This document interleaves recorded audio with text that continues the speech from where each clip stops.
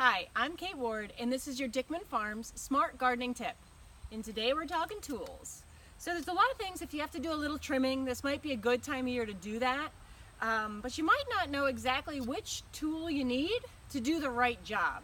So I have a few here that I can show you, and we're going to use this very beautiful dead stick that I may or may not have found somewhere around my house to show you with.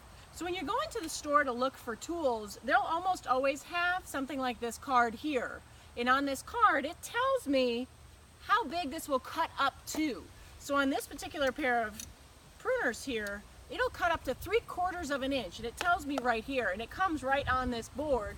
It also tells you the features of it and everything else, how much it costs, and things you should know about, just some little pruning hints. So that said, when I go to trim, one of the easiest things I'm going to do is make sure I have the right tool for the right job. So how do I know that?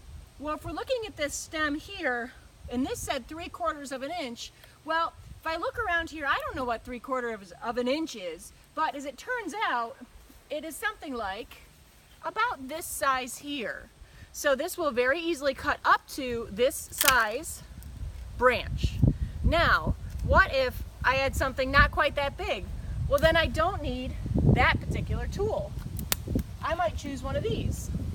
These are nice little, very sharp professional pruners here.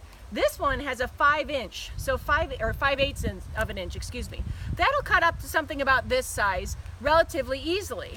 And this one is even smaller, so this is great for anything from snipping in your garden to cutting light twigs, things like this here, no problem. Well, okay, what if I'm going the other way? What if I have something bigger? Well, I might be able to get into here, but man, I'm working really hard to make that work, which is why you want the right tool size for the job you're doing.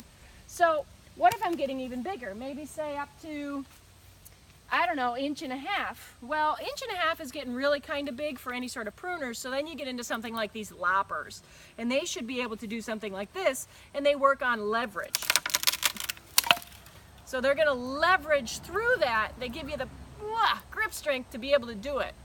Well, Kate, got something even bigger. Well, then you're on to something like this. This is a folding handsaw. Nice and sharp. Good ones have these double-edged blades, so they work on both the push and the pull. So they're working in both directions. They can easily slice through, just like butter, some of these bigger branches. So just make sure you have the right tool for the right job. It'll make your trimming life at home much easier. Keep everything safe.